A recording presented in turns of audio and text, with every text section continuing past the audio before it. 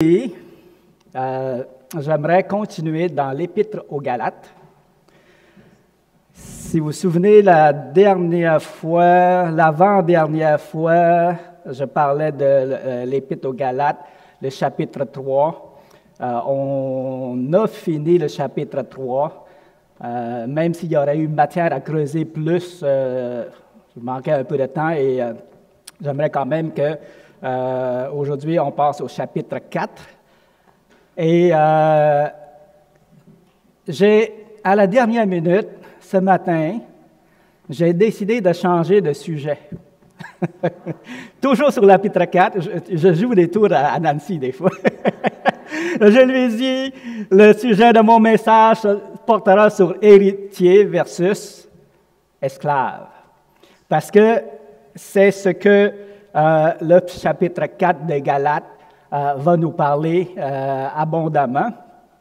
Cependant, il y a un sujet dans le chapitre 4 qui va toucher, que j'aimerais apporter ce matin, parce que ça a un lien plus grand avec le dernier message que j'ai apporté. Le dernier message que j'ai apporté, qui se souvient, le sujet? Les récompenses d'ouvriers. Accueillir les ouvriers de Dieu, peu importe, missionnaires, pasteurs, prédicateurs, ceux qui travaillent aux louanges, les accueillir. Alors, ce matin, je vais focuser sur cet aspect-là. Et j'ai titré mon message comme ceci. Prédicateur imparfait, prédication imparfaite. OK? Et on va commencer le chapitre 4 par le milieu. Et vous allez comprendre pourquoi. Si tu veux projeter le plan du chapitre 4, le PowerPoint, le chapitre 4 de Galates se divise comme ceci. Du verset 1 au verset 11, l'apôtre Paul va nous parler de ce que c'est d'être esclave de la loi versus d'être héritier de Dieu en Jésus-Christ. Ensuite, du verset 12 au verset 20, il va rappeler aux Galates l'amour que les Galates ont eu pour lui, de la façon dont ils ont accueilli l'apôtre Paul. Alors, si vous avez remarqué la similitude, accueilli l'apôtre Paul, accueilli le serviteur de Dieu. Et c'est un exemple que j'aimerais qu'on creuse ce matin, qu'on regarde plus en détail ce matin. Et j'aimerais faire une application à nous autres ce matin dans notre assemblée. OK? Parce que vous allez voir que prédicateur imparfait, je pourrais remplacer ça par serviteur, pour mettre ça en général. Serviteur imparfait, bon, prédication imparfaite, ainsi de suite. Et l'idée, c'est que tous, nous sommes imparfaits. Que vous soyez prédicateur, que vous soyez musicien, que vous soyez président, nous sommes tous imparfaits et nous offrons à Dieu un sacrifice imparfait. Comprenez l'idée? Et nous sommes exhortés par la parole de Dieu à nous aimer les uns les autres, à être tolérants les uns envers les autres, chacun pour les œuvres que nous faisons. Et ça, c'est le message principal que j'aimerais vous transmettre ce matin. Je ne vous parlerai pas, je vais sans doute vous parler de moi-même, je ne sais pas, parce que c'est un message que j'ai changé à la dernière minute, alors je demande au Seigneur de conduire. Mes notes ne sont plus très bonnes. J'aimerais que le Seigneur puisse vraiment nous conduire et nous donner une bonne vision de cet aspect-là. Parce qu'on se blesse les uns les autres, on se juge les uns les autres, et on est durs les uns envers les autres, souvent. Vous comprenez ce que je veux dire? Alors que dans ce chapitre-là, quand l'apôtre Paul va parler des Galates, comment ils l'ont accueilli, vous allez voir, ils l'ont accueilli comme un ange malgré ses infirmités. Vous savez que l'apôtre Paul n'était pas parfait. Premièrement, son physique, on va le voir. Mais je peux vous dire que aussi, même ses prédications n'était pas parfait.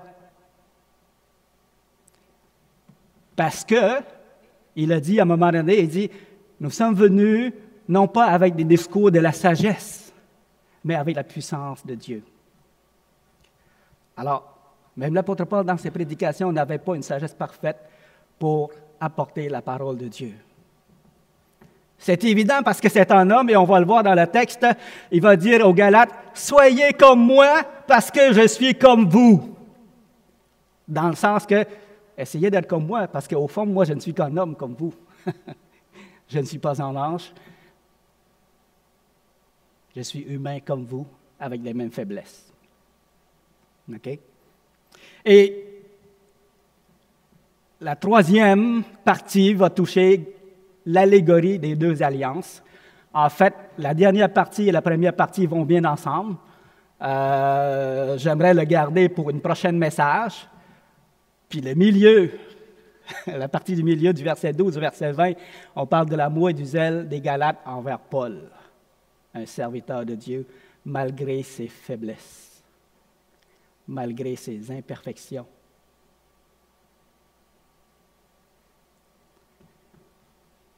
Et j'aimerais que le Seigneur puisse toucher mon cœur ainsi que le vôtre ce matin. Prions. Dieu Tout-Puissant, Père éternel, sois béni, Seigneur, parce que tu nous as donné l'opportunité de participer à ton œuvre, de te servir, Seigneur, malgré qu'on est imparfait, malgré qu'on t'offre continuellement des sacrifices imparfaits. Tu nous acceptes, tu nous accueilles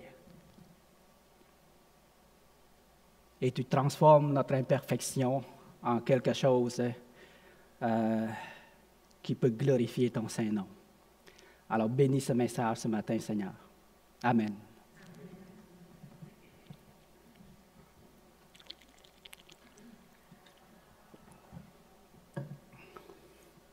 Tournez avec moi dans Galates 4, le verset 12.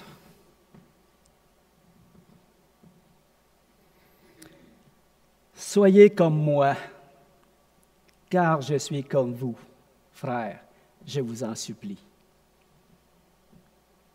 Est-ce possible d'être comme Paul? Ben oui. Paul le dit, parce que je suis comme vous, je suis humain comme vous. Alors, je vous exhorte à être comme moi. Vous ne m'avez fait aucun tort. Vous savez que ce fut à cause d'une infirmité de la chair que je vous ai pour la première fois annoncé l'Évangile. Et mis à l'épreuve par ma chair, vous n'avez témoigné ni mépris, ni dégoût. Vous m'avez au contraire reçu comme un ange de Dieu, comme Jésus-Christ. Alors, voyez, ici, c'est vraiment beau, le zèle et l'amour que les Galates ont eu pour Paul. Ça va changer, on va le voir dans le texte. Mais il n'empêche que c'est ça qui s'est passé au début. Où donc est l'expression de votre bonheur? Parce qu'ils étaient heureux avec Paul. Ils exprimaient toute leur joie et leur bonheur envers Paul avant. Et il va dire, quand je vous atteste que dans ce temps-là, que s'il lui était possible, vous vous seriez arraché les yeux pour me les donner. Suis-je devenu votre ennemi en vous disant la vérité? Alors, là, ici, on voit que les Galates, à cause de la séduction qu'il y a eu, qu'on a parlé depuis le début de Galates, que les gens mal intentionnés se sont glissés pour introduire un faux évangile dans l'Église de Galates. Et ce qu'ils veulent, c'est gagner leur cœur, le cœur des Galates, pour qu'ils soient zélés pour eux. Hein? Suis-je devenu votre ennemi en vous disant la vérité? Le zèle qu'ils ont pour vous n'est pas pur.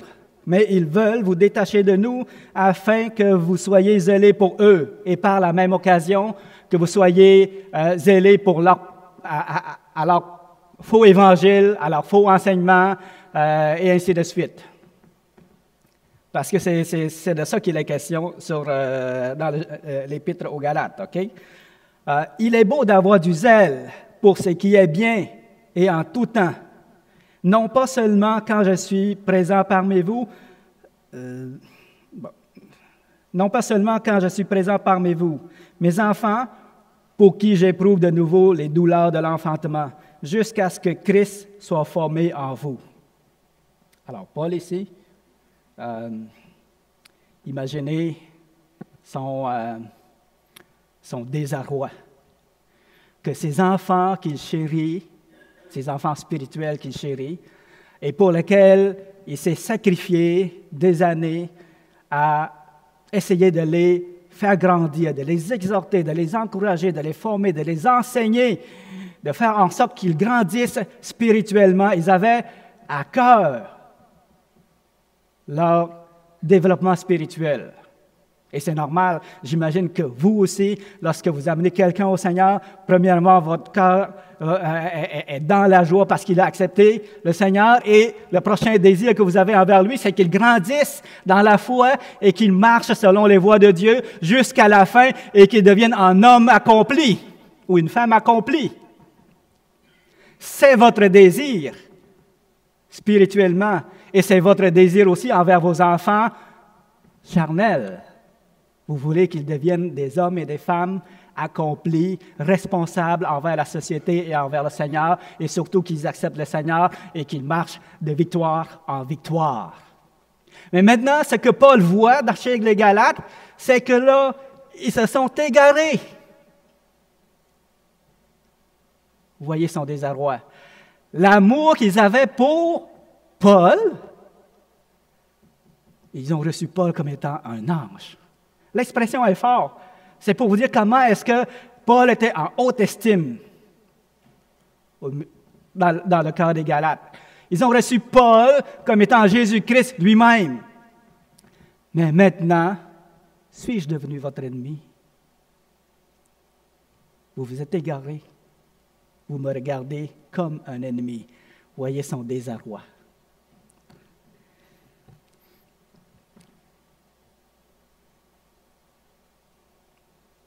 Mes enfants, pour qui j'éprouve de nouveau les douleurs de l'enfantement jusqu'à ce que Christ soit formé en vous, je voudrais être maintenant auprès de vous et changer de langage, car je suis dans l'inquiétude à votre sujet.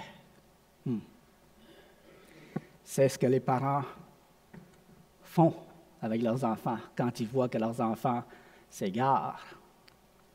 Et c'est ce qu'on fait également avec ceux qu'on amène au Seigneur, puis qu'on voit qu'ils s'égarent. C'est le sentiment qu'on a également. Et maintenant, ça ici, ça fait partie de cette portion du chapitre 4 aux Galates. Je voulais mettre de l'accent sur l'amour qu'ils avaient pour Paul et le fait que maintenant, ils se sont égarés et ils regardent Paul comme étant peut-être comme leur ennemi. J'aimerais revenir à ce fait que Paul, le fait qu'ils ont accueilli Paul comme étant un ange de Dieu, malgré ses infirmités. Vous savez que Paul avait une écharpe dans la chair. Hein? J'aimerais qu'on puisse aller lire ça dans... je pense que c'est dans 2 Corinthiens 12.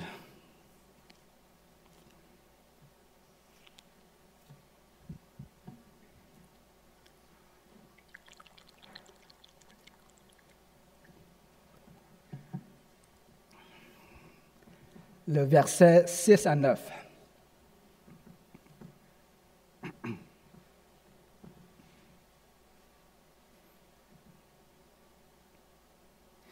Si je voulais me glorifier, je ne serais pas un insensé. Pourquoi? Parce que Dieu a fait tellement de choses à travers lui. OK? Vous connaissez l'histoire de Paul comme moi. Alors, si je voulais me glorifier, je ne serais pas insensé, car je dirais la vérité, mais je m'en abstiens, afin que personne n'ait à mon sujet une opinion supérieure à ce qu'il voit en moi ou à ce qu'il entend de moi. C'est important, ça. Afin que personne n'ait une opinion supérieure à ce qu'il voit en moi ou ce qu'il entend de moi. Et pour que je ne sois pas enflé d'orgueil à cause de l'excellence de ces révélations, parce qu'il parlait des révélations, il m'a été mis une écharpe dans la chair, un ange de Satan pour me souffleter et m'empêcher de m'enorgueillir. 3 fois, j'ai prié le Seigneur de l'éloigner de moi, et il m'a dit, « Ma grâce te suffit, car ma puissance s'accomplit dans les faiblesses. » On va s'arrêter là. Ma puissance s'accomplit dans mes faiblesses. Alors, Paul a aussi des faiblesses. Et ici, on voit qu'il fait référence à une faiblesse dans la chair. Et quand on étudie la chose, tantôt il dit, s'il lui était possible pour vous, vous seriez arraché les yeux pour me les donner. Alors, on peut comprendre que cette écharpe dans la chair, ça a rapport avec une maladie oculaire. Et vous vous souvenez de l'histoire de Paul, il a été aveugle. Il a été aveugle suite à l'apparition du Seigneur Jésus-Christ. Et lorsqu'il a été guéri, il y avait comme des écailles qui étaient tombées de ses yeux. Alors, possiblement que le Seigneur a cru bon qu'il traîne une écharpe dans la chair face à ça. Probablement. De toute façon, le Seigneur avait voulu tenir Paul dans l'humilité complète, totale. Paul, tu es un grand serviteur de Dieu, je vais faire des choses magnifiques à travers toi, mais voici la faiblesse auquel tu seras confronté. Un ange de Satan qui va te frapper, qui va t'empêcher de t'enorgueillir.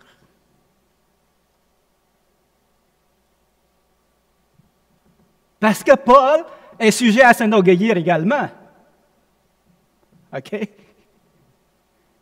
Puis moi, je suis sujet à m'enorgueillir aussi. Puis vous êtes sujet à vous enorgueillir aussi. OK?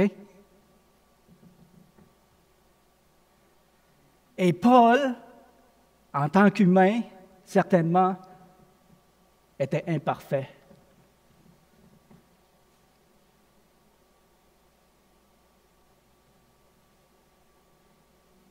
Mais, merveilleux, les Galates, ils l'ont accueilli comme un ange du Seigneur. Maintenant, je ne vous dis pas, je n'oserais pas vous dire, accueillez-moi comme un ange du Seigneur. Ou accueillez Sylvain comme un ange du Seigneur. Ou ceux qui président, accueillez-le comme un ange du Seigneur. Non. Mais ce matin, j'aimerais vous exhorter à la tolérance envers les défauts les uns des autres.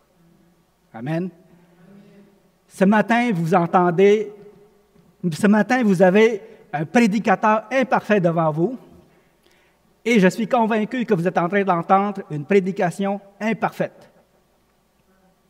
Hein? Et puis ce matin, je dis devant le Seigneur, je t'offre un sacrifice imparfait, Seigneur. Vous savez, des fois dans mon lit ou à côté de mon lit, je prie le Seigneur, je reconnais mes faiblesses. Puis mes faiblesses, des fois, me blessent. Dans le sens que, Seigneur, j'aurais voulu t'offrir un sacrifice parfait. Mais je ne peux pas t'offrir un sacrifice parfait. Je peux juste t'offrir des sacrifices imparfaits.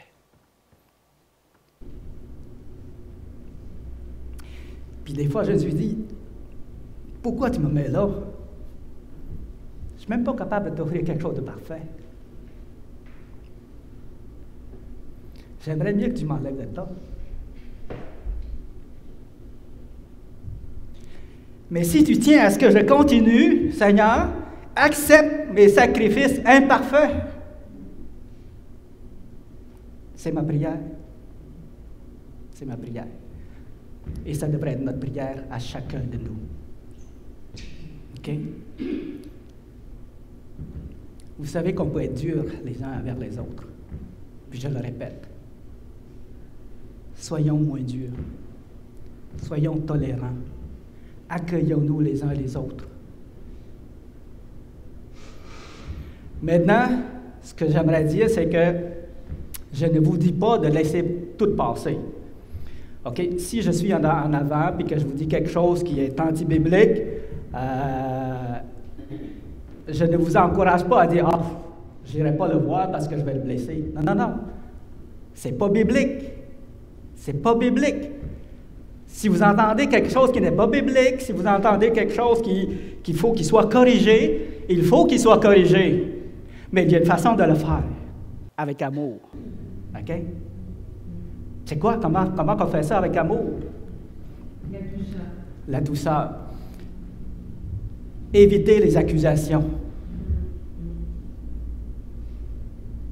Si vous voyez un prédicateur, si vous sentez que le prédicateur a mal prêché ou a fait prêcher quelque chose de faux, allez le voir, mais pas en l'accusant tout de suite.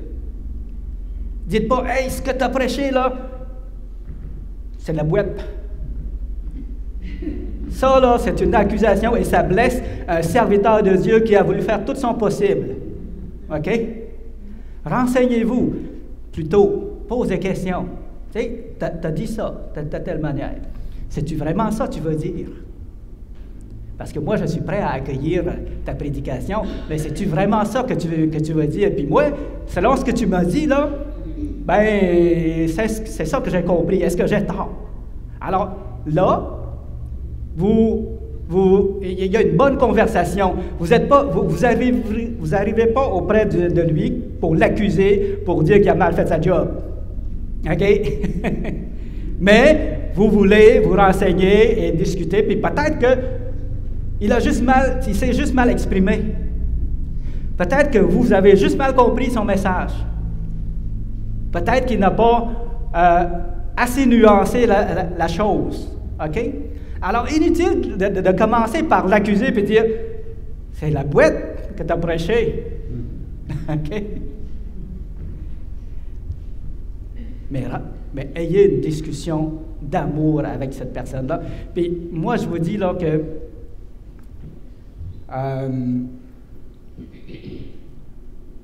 souvent, c'est avec un ton de reproche, d'accusation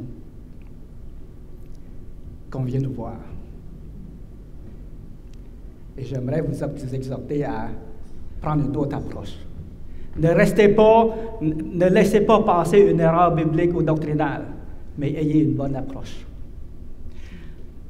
Dans Thessaloniciens 1, le chapitre 5, le verset 21, voici ce que ça dit. Examinez toutes choses et retenez ce qui est bon.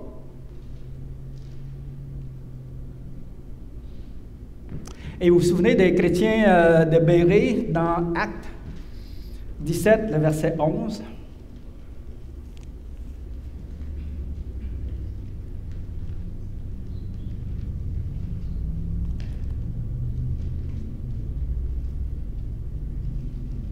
Là, je change peut-être de sujet un peu, mais quand même.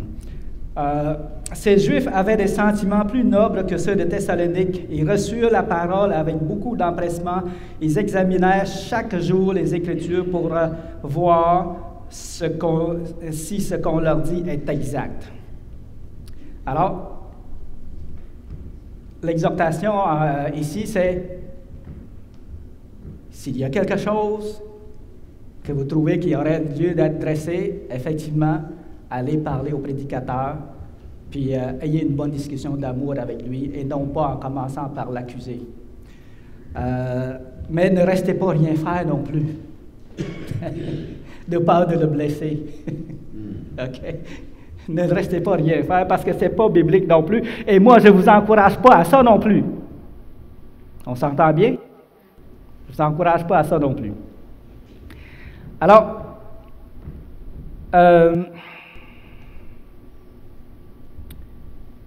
j'aimerais qu'on se rappelle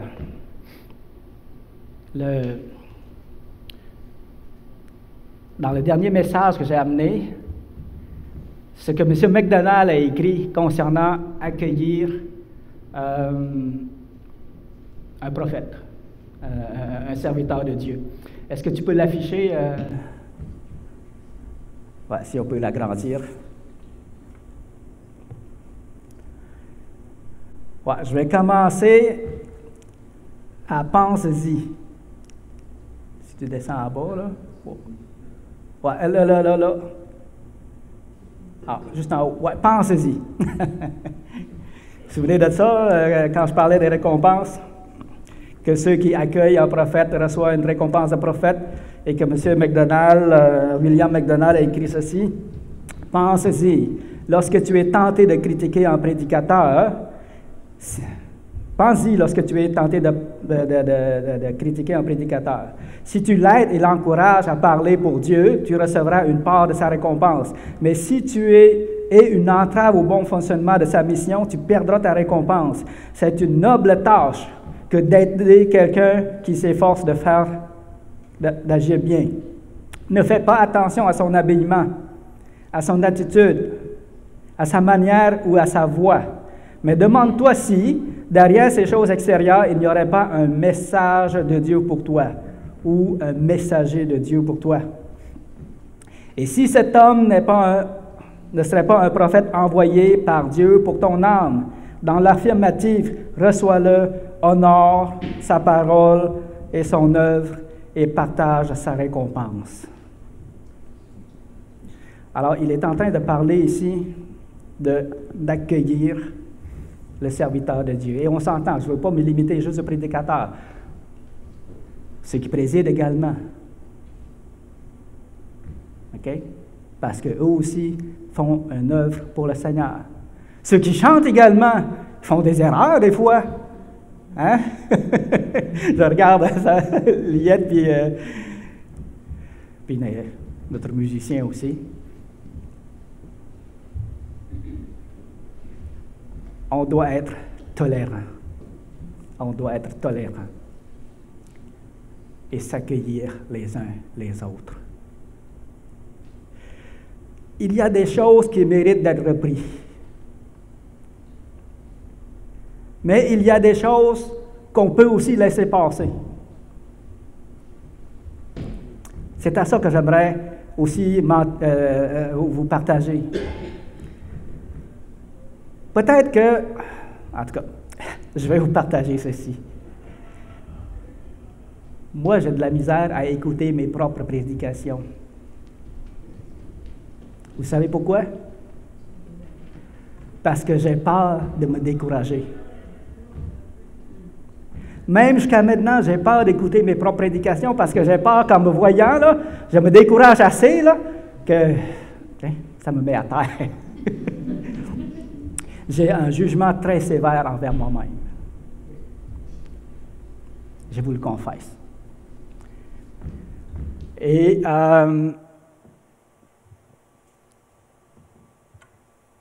je suis, content que des gens viennent discuter avec moi, me reprennent sur des choses, et je vous exhorte à le faire de la bonne manière. Et là-dessus, je peux vous donner un exemple de mon frère, comment il s'appelle? François. Je suis convaincu que ça ne le dérange pas que je le nomme. Ça fait plusieurs fois, 2-3 fois qu'il vient me voir. Puis il se sent à l'aise avec moi, puis c'est correct. Je vous exhorte à être à l'aise avec moi. Puis à venir discuter de la façon que je vous suggère, parce que je l'ai suggéré aussi à notre frère François. Et c'est correct, mais cependant, il y a des choses qu'on peut aussi laisser passer. OK? Je ne sais pas moi. Peut-être que je m'exprime mal ou que je suis pas assez clair sur des points, ou que peut-être que je nuance pas assez certaines choses. Mais dites-vous, ça vaut-tu la peine d'aller le voir? Ça vaut-tu la peine d'aller le voir? Ou est-ce que je vais faire des vagues pour rien ou je le découragerai pour rien? Si ça vaut vraiment la peine d'aller le voir, le Seigneur me demande d'aller le voir. Mais si c'est juste une chose banale, je vais l'accepter, je vais le tolérer. C'est-tu biblique, ça? Cette façon de faire? Oui. Alors, je vous encourage qu'on grandisse ensemble dans ça pour que l'on puisse tous ensemble marcher main dans la main et servir Dieu, chacun dans notre rôle, tout en acceptant les faiblesses les uns des autres, dans ce qui est acceptable. Amen. Prions.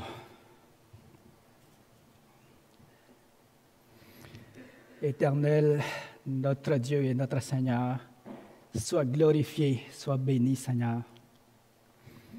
Tu nous as donné à chacun des responsabilités et des talents. Et il faut que la main fasse ce qui convient à la main et le pied fasse ce qui convient au pied de le faire. Parce que l'un ne peut pas remplacer l'autre très bien. Alors, Seigneur, fortifie-nous, fais-nous grandir dans ça, dans le service que nous devons rendre, Seigneur, à ta gloire. Nous t'en prions. Amen.